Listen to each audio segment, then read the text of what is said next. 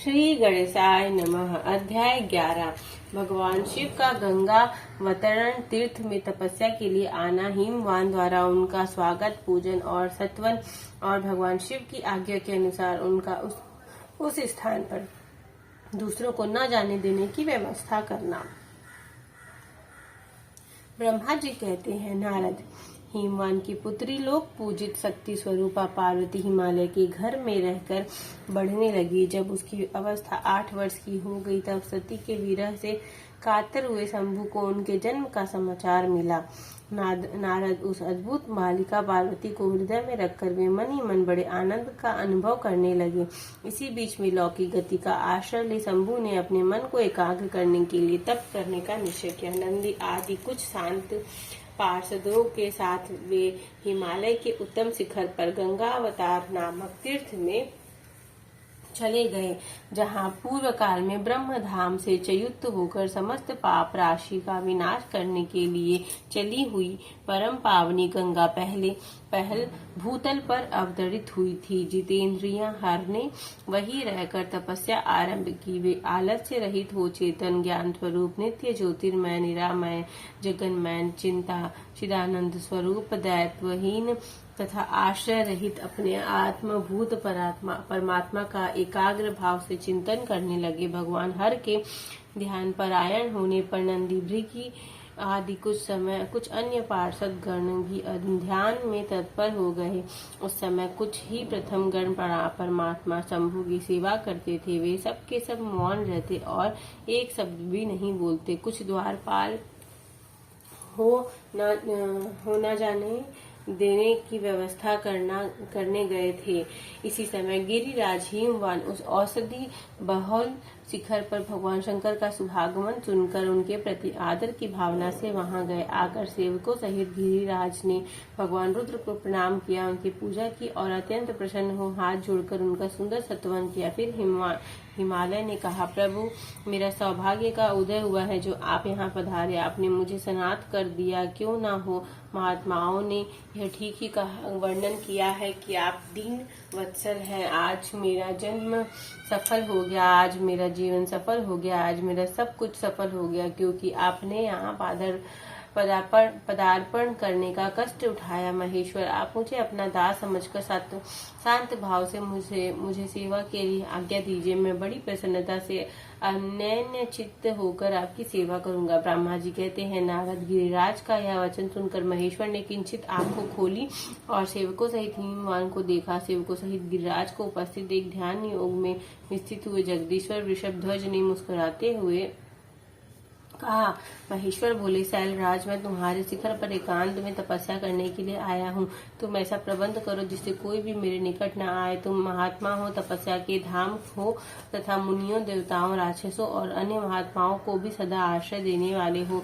द्विज आदि का तुम्हारे ऊपर सदा ही निवास रहता है। तुम गंगा से अभिषिक्त होकर सदा के लिए पवित्र हो गए हो। दूसरों का उपकार करने वाले तथा संपूर्ण पर्वतों के सामर्थ्यशाली राजा हो।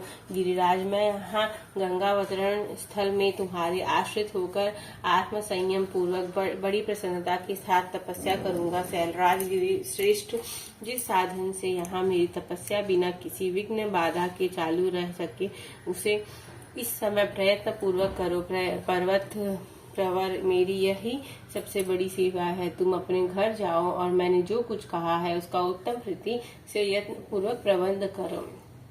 ब्रह्मा जी कहते हैं, नारद, ऐसा कहकर सृष्टिकर्ता जगदीश्वर भगवान शंभु चुप हो गए। उस समय गिरिराज ने शंभु से प्रेम पूर्वक यह बात कही, जगन्नाथ परमेश्वर, आज मैंने अपने प्रदेश में स्थित हुए आपका स्वागत पूर्वक पूजन किया है। यही मेरे लिए महान सौभाग्य की बात है।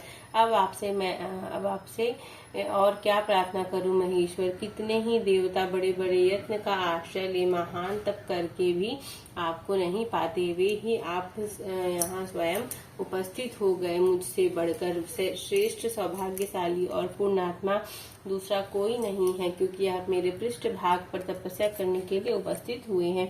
परमेश्वर, आज मैं अपने को देवराज इंद्र से भी अधिक भाग्यवान मानता हूँ, क्योंकि सेवकों सहित आपके यहाँ आकर मुझे अनुग्रह का भाग्य बना दिया। देवेश, आप स्वतंत्र हैं, यहाँ बिना किसी विघ्न बाधा के उत्तम तपस्या कीजिए। प्रभु, मैं आपका दास हूँ, अतः सदा आपकी आज्ञा के अनुसार सेवा करूँगा। ब्रह्मा जी कहते हैं, नारद ऐसा कहकर गिरिराज हिमालय तुरंत अपने घर को लौटे। आदर से वहां सारा वृत्तांत कह सुनाया। तत्पश्चात शैलराज ने के साथ जाने वाले परिजनों तथा समस्त सेवक गणों को बुलाकर उन्हें ठीक ठीक समझाया। हिमालय बोले, आज से कोई भी गंगावतरण नामक स्थान में जो मेरे पुष्ट भाग में है मेरी आज्ञा मान कर न जाए। मैं सच्ची बात कहता हूँ, यदि कोई वहां जाएगा तो उससे महादुष्ट को मैं विशेष दंड दूंगा। मुने, इस प्रकार अपने समस्त गणों को शीघ्र ही नियंत्रित करके हिमवान विघ्न निवारण के लिए जो सुंदर प्रयत्न किया वह तुम्हें बताता हूँ, सुनो। इस तरह अध्याय 11 संपूर्ण होता है। अगला अध्याय हिमवान का पार्वती को शिव की सेवा में रखने के लिए उनसे आज्ञा मांगना और शिव का कारण बताते हुए इस प्रस्ताव को अस्वीकार कर देना। ब्रह्मा जी कहते हैं, नारद, तदंतर शैलराज हिमालय उत्तम फल फूल लेकर अपनी पुत्री के साथ हर्षपूर्वक भगवान हर के समीप गए। वहां जाकर उन्होंने ध्यान परायण त्रिलोकीनाथी शिव को प्रणाम किया और अपनी अद्भुत कन्या काली को हृदय से उनकी सेवा में अर्पित कर दिया। फल फूल आदि सारी सामग्री उनके सामने रखकर पुत्री को आगे करके शैलराज ने शंभु से कहा, भगवान, मेरी पुत्री आप भगवान चंद्रशेखर की सेवा करने के लिए उत्सुक है, अतः आपके आराधन की इच्छा से मैं इसको साथ लाया हूँ। यह अपनी 2 सखियों के साथ सदा आप शंकर ही सेवा में रहेगी। नाथ, यदि आपका मुझ पर अनुग्रह है तो इस कन्या को सेवा के लिए आज्ञा दीजिए। तब भगवान शंकर ने इस परम मनोहर काम रूपणी कन्या को देखकर आंखें मूंद ली और अपने त्रिगुणातीत अविनाशी परम तत्व उत्तम रूप का ध्यान आरंभ किया। उस समय सर्वेश्वर एवं सर्वव्यापी जटाजूटधारी वेदांत वेद चंद्र काल कला विभूषण शंभु उत्तम आसन पर बैठकर नेत्र बंद किए तब ध्यान में ही लग गए। यह देख चल ने मस्तक झुकाकर पुनः उनके चरणों में प्रणाम किया। यद्यपि उनको हृदय में दीनता नहीं थी तो भी वे उस समय इससे संशय में पड़े गए कि न जाने भगवान मेरी प्रार्थना स्वीकार करेंगे या नहीं। वक्ताओं में श्रेष्ठ गिरिराज हिमवान ने जगत के एकमात्र बंधु भगवान शिव से इस प्रकार कहा। हिमालय बोले, देव देव महादेव करुणाकर शंकर विभु, मैं आपके शरण में आया हूँ। आंखें खोलकर मेरी ओर देखिए। शिव सर्व महेशान जगत को आनंद प्रदान करने वाले प्रभु महादेव, आप संपूर्ण आपत्तियों का निवारण करने वाले हैं। मैं आपको प्रणाम करता हूँ।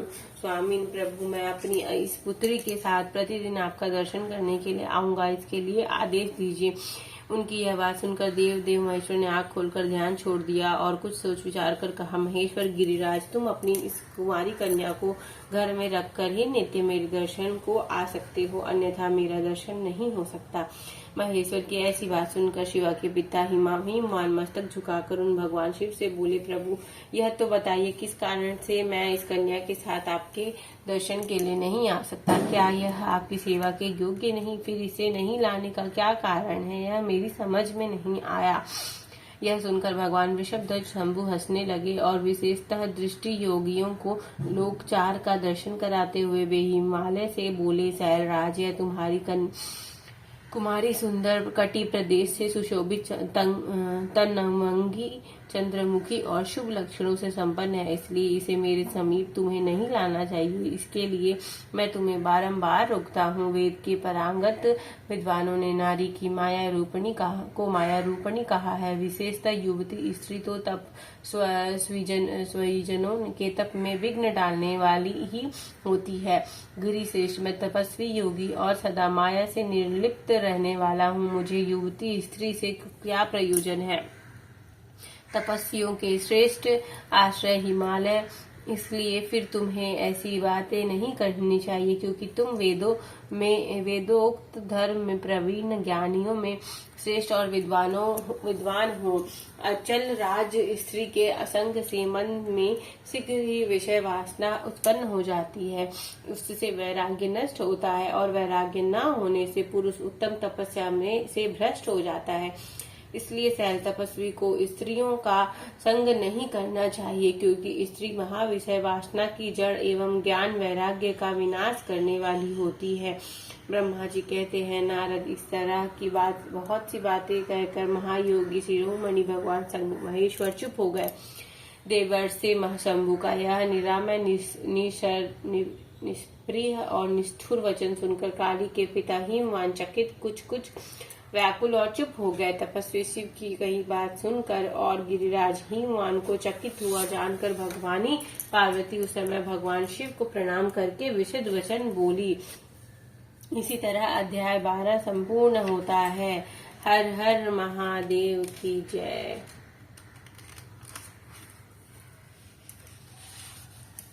ओम जय शिव ओंकारा, प्रभु हर शिव ओंकारा, ब्रह्मा विष्णु सदा शिव, ब्रह्मा विष्णु सदा शिव, अर्धांगी धारा। ओम जय शिव ओंकारा, एकानन चतुरानन पंचानन राजे, हंसासन गरुणासन वृषवाहन साजे। ओम जय शिव ओंकारा, दो भुज चार चतुर भुज दस भुज अति सोहे, त्रिगुण रूप निरखता त्रिभुवन जन मोहे। ओम जय शिव ओंकारा, अक्षमाला वनमाला रुंडमाला धारी, चंदन मृग मद सोहे भाले शशिधारी। ओम जय शिव ओंकारा, श्वेतांबर पीतांबर बागंबर अंगे, सनकादिक गरुणादिक भूतादिक संगे। ओम जय शिव ओंकारा, करके मध्य कमंडलु चक्र त्रिशूल धरता, जग करता जग भरता जग संहार करता। ओम जय शिव ओंकारा,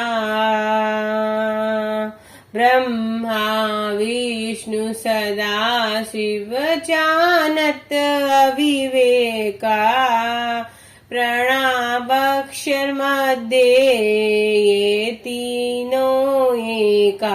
ओम जय शिव ओंकारा, काशी में विश्वनाथ विराजत नंदी ब्रह्मचारी, नित उठी भोग लगावत महिमा अति भारी। ओम जय शिव ओंकारा, त्रिगुण शिव जी की आरती जो कोई नर गावे, कहत शिवानंद स्वामी मन वांछित फल पावे। ओम जय शिव ओंकारा, कर्पूर गौरम करुणावतारम, संसार सारम भुजगेन्द्रहारम, सदा वसन्तं हृदयारविन्दे भवं भवानी सहितं नमामि त्वमेव माता च पिता त्वमेव बन्धु च सखा त्वमेव विद्या द्रविणं त्वमेव सर्वं मम देव बोलो हर हर महादेव की जय। काशी विश्वनाथ की जय। हर हर महादेव। श्री शिवाय नमस्तुभ्यम्।